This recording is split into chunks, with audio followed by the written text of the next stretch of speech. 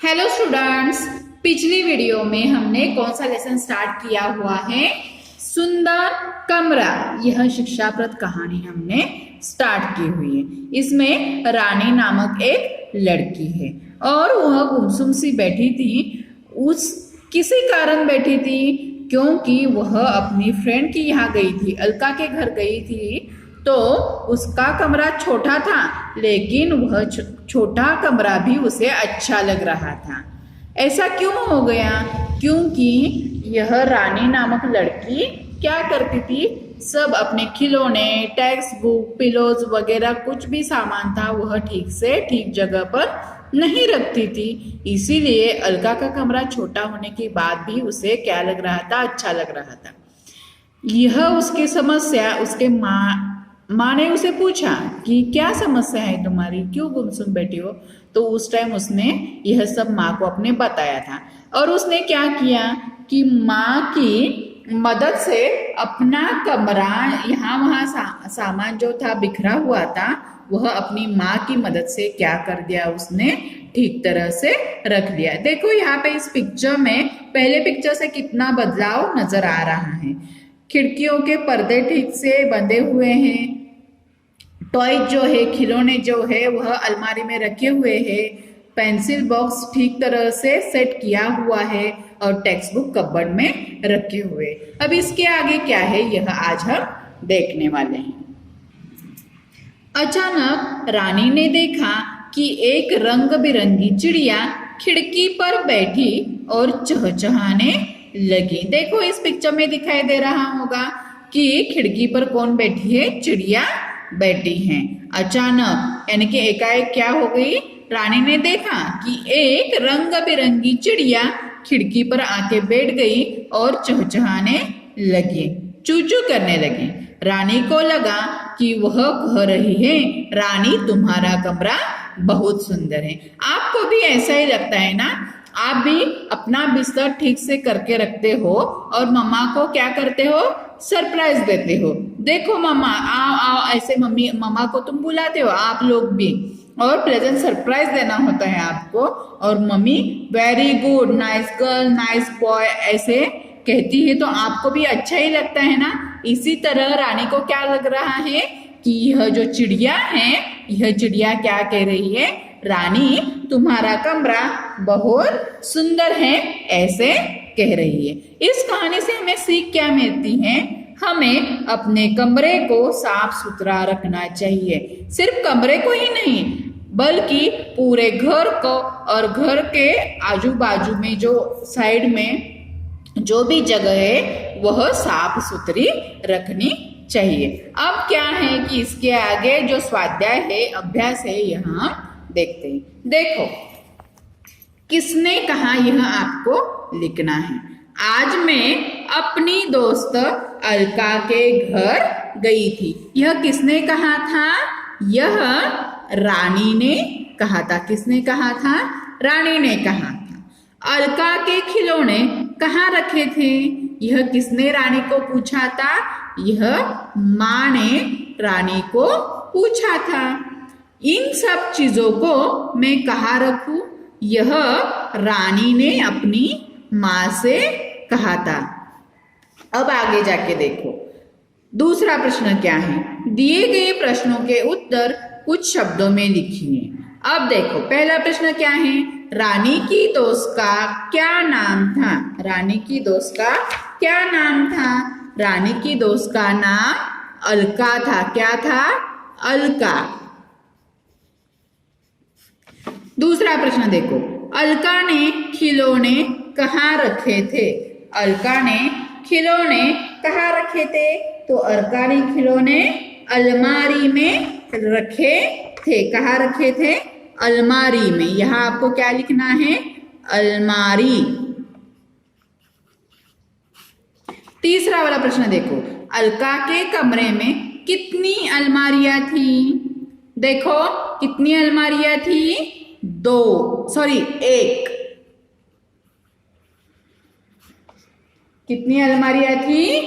एक।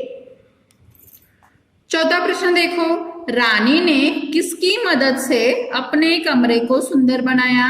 रानी ने अपनी माँ के मदद से कमरे को सुंदर बनाया। अब देखो किसने किससे कहा और दिए गए प्रश्नों के उत्तर कुछ शब्दों में लिखिए।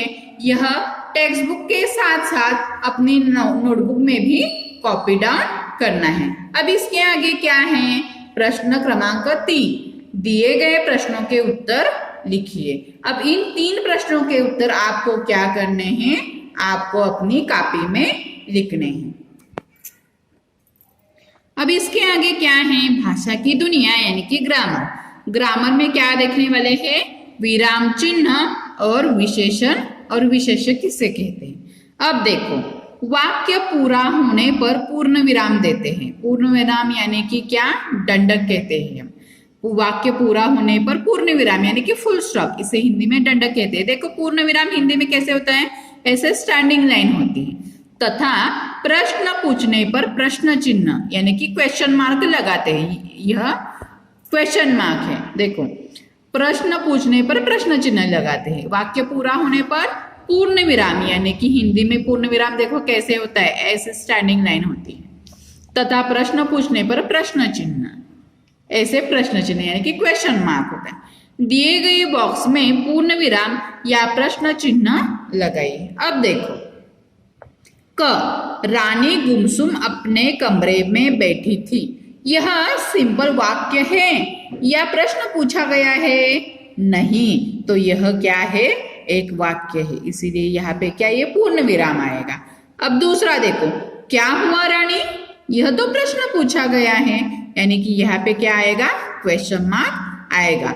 इसी तरह नीचे जो क्वेश्चन है यह आप वह सॉल्व कर अपनी कॉपी में लिखने हैं। अब आगे देखो विशेषण और विशेष्य। किसी भी संज्ञा के बारे में जो विशेषता बताई हुई होती है उसे विशेषण कहते हैं। देखो यहाँ पे बताया गया है विशेषण जिन शब्दों की विशेषता बताते हैं उन्हें विशेष्य कहते हैं। विशेष्य किसे कहते हैं? देखो विशेषण मतलब जो शब्द किसी भी संज्ञा की अधिक जानकारी देते हैं उसे विशेषण कहते हैं। और विशेष्य किसे कहते हैं? विशेषण जिन शब्दों की विशेषता बताते हैं उन्हें विशेष्य कहते हैं। जैसे कि क्या? रंगीन यह विशेषण है, लेकिन पर्दों के बारे में अधिक जानकारी दी हुई है ना, इसीलिए विशेष्य क्या है? पर्दे। देखो सुंदर आंखें यानी कि आंखें यह विशेष्य बन गया।